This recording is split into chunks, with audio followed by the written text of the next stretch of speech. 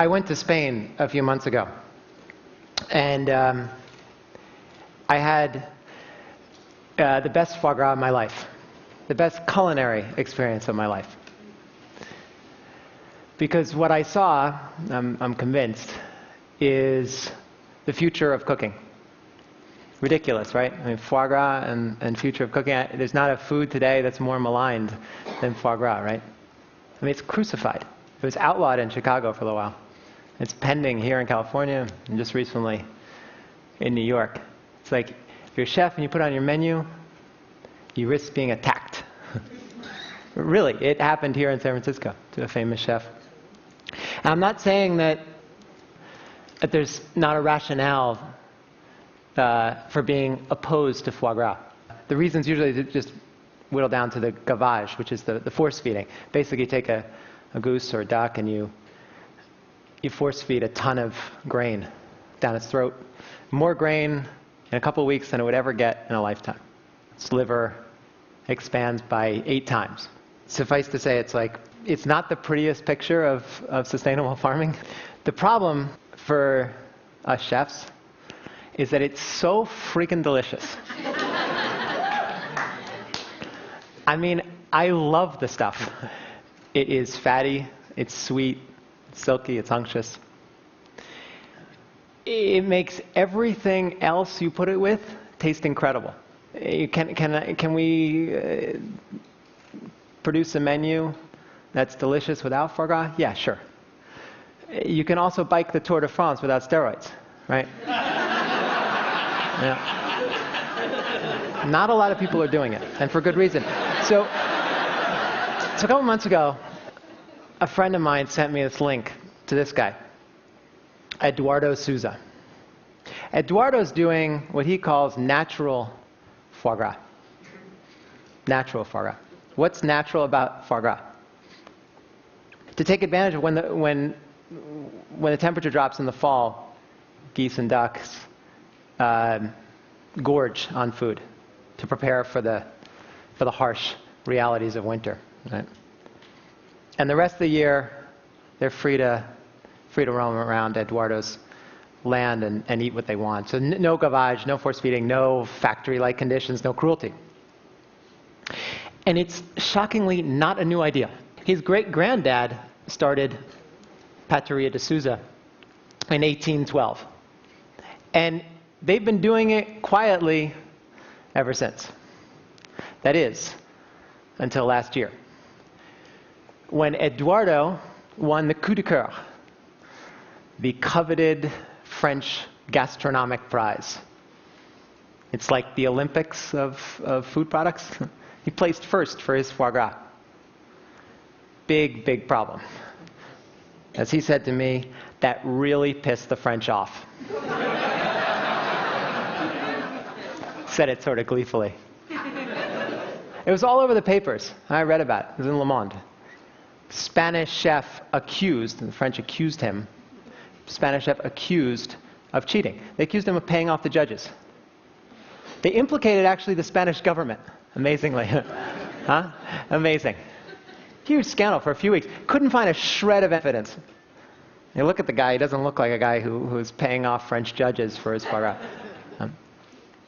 So it died down, and then very soon afterwards, new controversy. He shouldn't win because it's not foie gras. It's not foie gras because it's not gavage. There's no force feeding.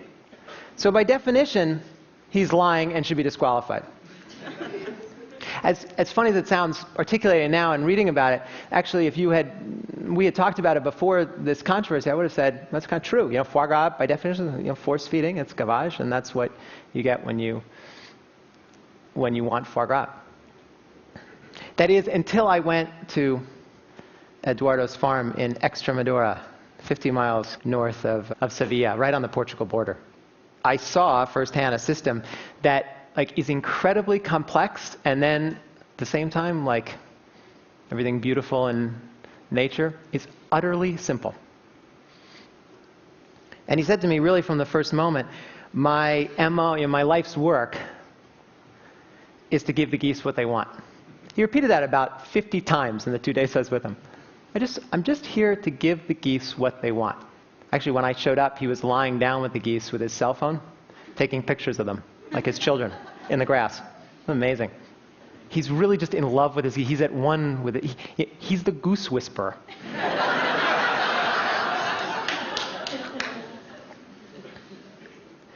And when I was speaking to him, I thought, like I'm speaking to you now, right? But after, sort of in the middle of my questions, my excited questions, because the more I got to know him and his system, the more excited this whole idea became. He kept going like this to me. And I thought, okay, excited Jew from New York, right? I'm talking a little too aggressively, whatever that. So, I slowed down. And finally, just like, by the end of the day, I was like, Eduardo, like this. But he was still going like this. And I figured it out. And I was speaking too loudly. So I hushed my voice. I kind of like asked these questions and chatted with him through a translator in kind of half whisper. And he stopped doing this, and amazingly, the geese who were on the other side of the paddock when I was around, get the hell away from this kid, when I lowered my voice, they all came right up to us.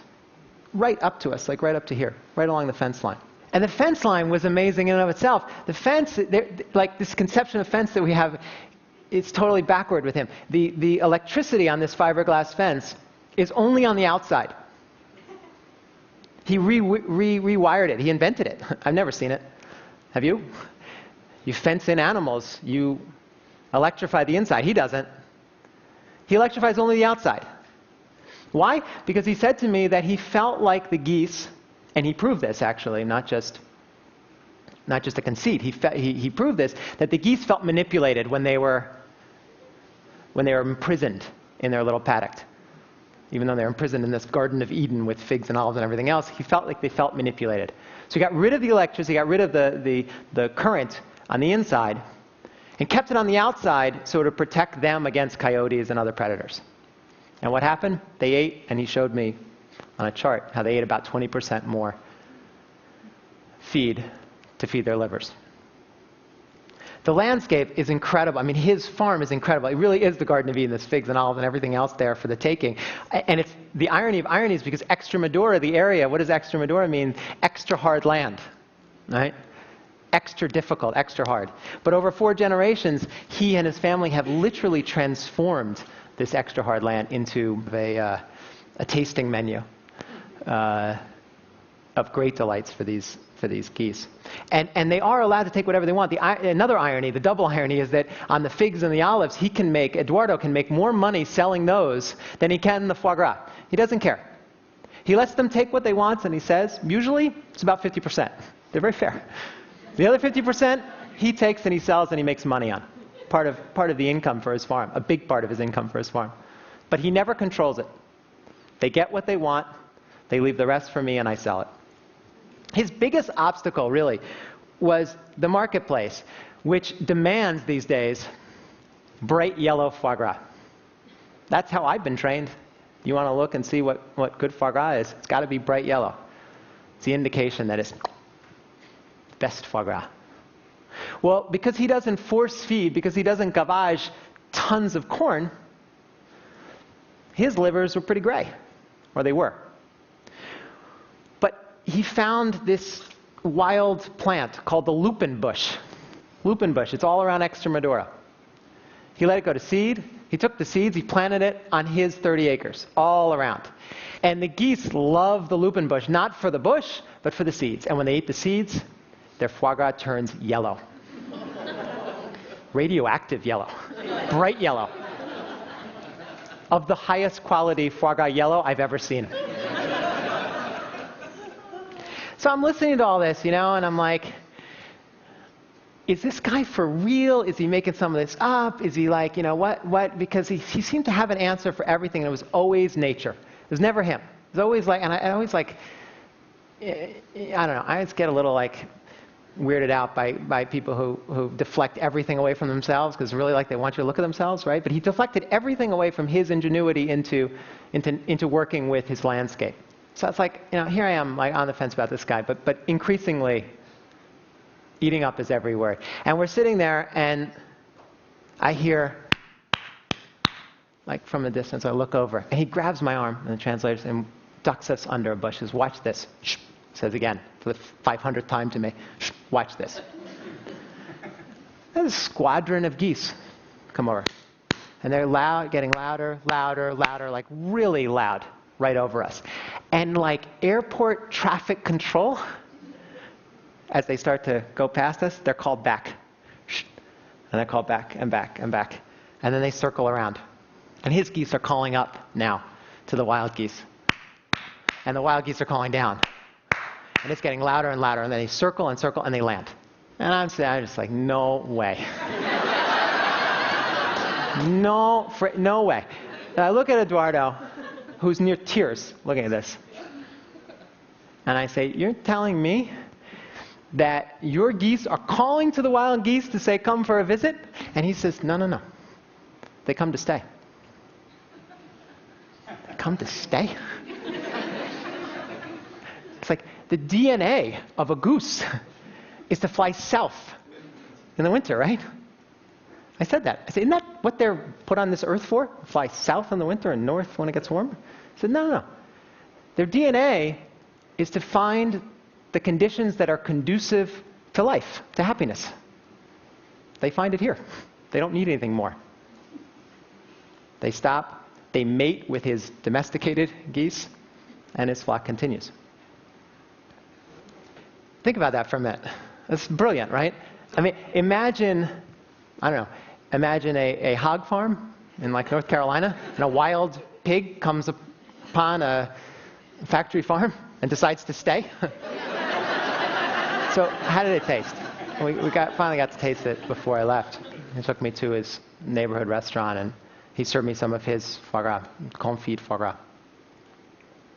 It was incredible. And the problem with saying that, of course, is that, at this point, it like risks hyperbole like really easily. And I'd like to make a metaphor, but I don't have one really. I was drinking this guy's Kool-Aid so much, like he could have served me goose feathers, and I would have been like, "This guy's a genius." I'm really in love with him at this point. But it truly was the best foie gras of my life, so much so that I don't think I had ever really had foie gras until that moment. I had something that was called foie gras. But this was transformative, really transformative. And I say to you, I might not stick to this, but I don't think I'll ever serve foie gras on my menu again because of that taste experience with Eduardo.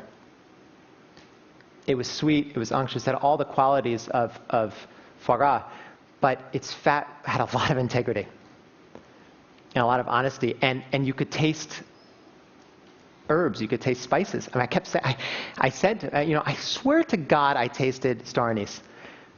I was sure of it, and I'm not like some super taster, but I can taste things. There's 100% star anise. No. And then I started like going down the spices, and finally I was like, okay, salt and pepper. Thinking, he salted and peppered his liver, but no. He takes the liver when he harvests the foie gras, he sticks them in this jar, and he confits it. No salt, no pepper, no oil, no spices.